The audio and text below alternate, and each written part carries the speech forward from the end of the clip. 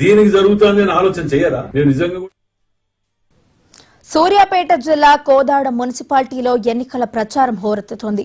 18వ వార్డులో నిర్వహించిన ఎన్నికల ప్రచారంలో రాష్ట్ర నీటిపారుదల శాఖ మంత్రి ఉత్తమ్ కుమార్ రెడ్డి పాల్గొన్నారు.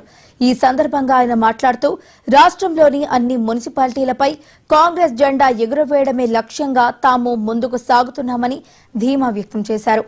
పార్టీ క్రమశిక్షణను ఉల్లంఘించి వ్యతిరేక కార్యకలాపాలకు పాల్పడుతున్న వారిపై ఇప్పటికే వేటు వేశామని, మున్ముందు కూడా కఠినంగా వ్యవహరిస్తామని హెచ్చరించారు. కాంగ్రెస్ ప్రభుత్వం ప్రవేశపెట్టిన సంక్షేమ పథకాలు ప్రతి ఇంటికి చేరుతున్నాయని, ప్రజలంతా కాంగ్రెస్ వైపే ఉన్నారని ఆయన స్పష్టం చేశారు.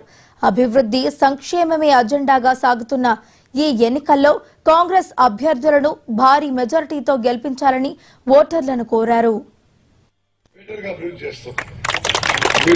ఉద్యోగాలు గాని ఎటువంటి అవసరాలు ఉన్నా ఈ రోజు కోదాడ మున్సిపాలిటీ ద్వారా మీకు చెప్తున్నా, కోదాడ మున్సిపాలిటీ ఈసారి కాంగ్రెస్ పార్టీ కైవసం చేసుకోవడం ఖాయం. మేము 35లో 35 వార్డులు గెలవబోతున్నాము. తప్పనిసరిగా కోదాడ మున్సిపాలిటీకి కొన్ని 100 కోట్ల రూపాయలతో పెద్ద ఎత్తున అభివృద్ధి చేయబోతున్నాము.